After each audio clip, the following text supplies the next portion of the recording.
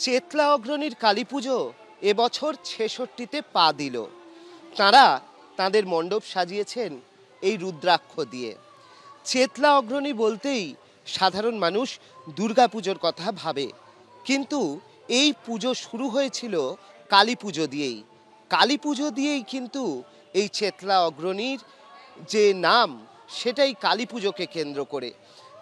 এখনও চেতলা অগ্রণী কালী পুজো করে থাকে সেই পুরনো ঐতিহ্য মেনেই। এবং এখানে আমরা দেখতে পাচ্ছি যে দুর্গা পুজোর মণ্ডপ, সেটাই কালী পুজো উপলক্ষে নতুন করে সেজে উঠেছে। এখানে রুদ্রাক্ষ দিয়ে বিভিন্ন ধরনের মডেল করা হয়েছে, ওপরে রয়েছে বেশ কিছু মূর্তি, এমনকি এখানে মশালের এফেক্টও দেওয়া হয়েছে মণ্ডপের ভিতরে। আর প্রতিমা আমরা দেখতে পাচ্ছি যে ঠিক মণ্ডপের মাঝখানে রয়েছে এই প্রতিমা, যাও কিন্তু খুব সুন্দর। প্রতিমার এলোকেশি চুল, সেটাও কিন্তু খুবই আকর্ষণীয়, এবং সেই প্রতিমাই এখানে পূজিত হচ্ছে। আর চেতলা অগ্রণীর এই পুজো দেখার জন্য বহু মানুষ আসছেন, এমনকি যারা দুর্গা পুজোতে ভালোভাবে দেখতে পারেননি, তারা কিন্তু কালী পুজোতে আসছেন এই মণ্ডপটি কীরম হয়েছে সেটা দেখার জন্য।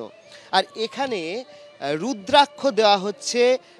আমরা দেখতে পাচ্ছি যে চেতলা অগ্রণীর পক্ষ থেকে সবাইয়ের হাতে একটি করে স্মারক রুদ্রাক্ষ, সেই রুদ্রাক্ষ কিন্তু তুলে দেওয়া হচ্ছে যারা আসছেন এই মণ্ডপ দেখার জন্য। অর্থাৎ একদিকে এই ধরনের একটি সুন্দর মণ্ডপ, তার সঙ্গে প্রতিমা, আর তার সঙ্গে এই মণ্ডপে এলে থাকছে আপনাদের জন্য একটা উপহার হিসেবে রুদ্রাক্ষ। আর সেই কারণেই প্রচুর মানুষ আসছেন এখানে। ক্যামেরায় সন্দীপ পালের সঙ্গে অর্ণব মুখোপাধ্যায়, এবিপি আনন্দ, কলকাতা।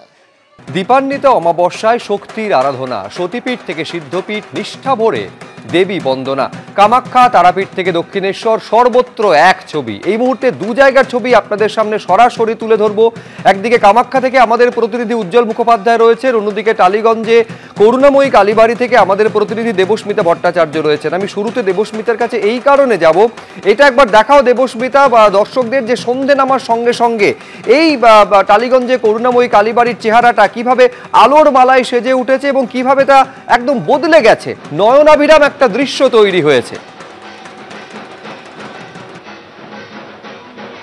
একদম শুভ্রজিৎ, যে কথা তুমি বলছিলে, আলোর মালায় সেজে উঠেছে চারদিক। সত্যি এই করুণাময়ী কালী মন্দিরের সেই ছবিটা তোমাকে একবার দেখাবো, তুমি দেখলেই বুঝতে পারবে সত্যি সন্ধে নামতেই ছবিটা একেবারে বদলে গেছে।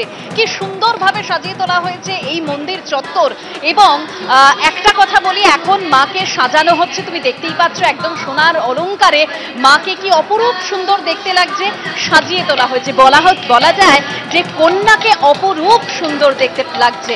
এবং একদিকে যেরকম ঢাকের আওয়াজ, ঢাকের বাদ্যিতে একেবারে চারিদিকে ভরে গেছে, তারই পাশাপাশি এখানে শ্যামা সঙ্গীত চলছে, অর্থাৎ সঙ্গীত পরিবেশনও হচ্ছে। অর্থাৎ সব মিলিয়ে বলা যায় একদম জমজমাটি একটা পরিস্থিতি তৈরি হয়েছে এখানে।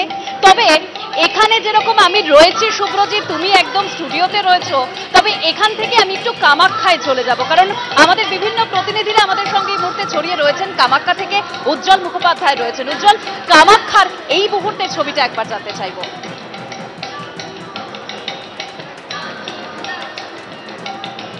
ছবি দেখাবো, কারণ কামাখ্যা মন্দির এই মুহূর্তে একেবারে আলোক বর্তিকায় সেজে উঠেছে। তুমি দেখো, অতনু যে ছবি দেখাচ্ছে, অপরূপ এই সৌন্দর্য। গোটা মন্দির জুড়ে প্রদীপ জ্বলছে, হাজারে হাজারে প্রদীপ।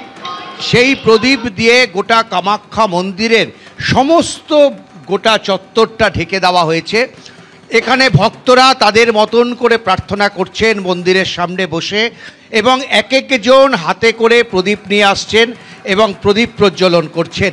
গোটা শুধুমাত্র কামাখ্যা মন্দির চত্বর না, এই মুহূর্তে কিন্তু এই যে আশপাশের গোটা অঞ্চলটা, এখানেও কিন্তু প্রদীপের আলো জ্বালিয়ে এই দিনটাকে, আজকের এই বিশেষ দিনটাকে তারা উদযাপন করেন। এটাই হচ্ছে এখানকার প্রথা। দেখো, এখানে যে বিশেষ পুজোর আয়োজন করা হয়, সেই পুজোর নাম হচ্ছে অন্ধকার থেকে আলোর উৎস। এবং সেই কারণেই এই অন্ধকার ঢেকে আস্তে আস্তে আলোর দিকে উত্তরণ, এটাই হচ্ছে কামাখ্যা মন্দিরের পুজোর মূল মন্ত্র। আর সেই কারণেই এখানকার মানুষজন তারা এখানে প্রদীপ জ্বালিয়ে তারা প্রার্থনা করেন, মায়ের কাছে তারা প্রার্থনা করেন, তাদের মনস্কামনা পূর্ণ হয়, এমনটাই ভক্তদের বিশ্বাস।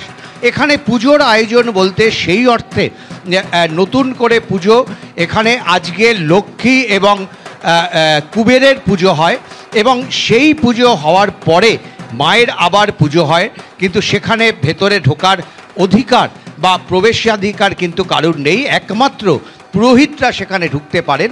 বাইরে যে কালী মন্দির আছে সেখানে কিন্তু কালী পুজো হবে এবং সারা রাত ধরে সেই পুজো চলবে। সব মিলে এক অপরূপ ছবি তুমি দেখতে পাচ্ছ, একেবারে অপরূপ ছবি। চারিদিক প্রদীপের আলোয় ভরে গিয়েছে দীপাবলিতে। এই আলো এক অনন্য আলোক স্তরে উত্তরণের কথা বা প্রতীক যেন হিসাবে সামনে আসে।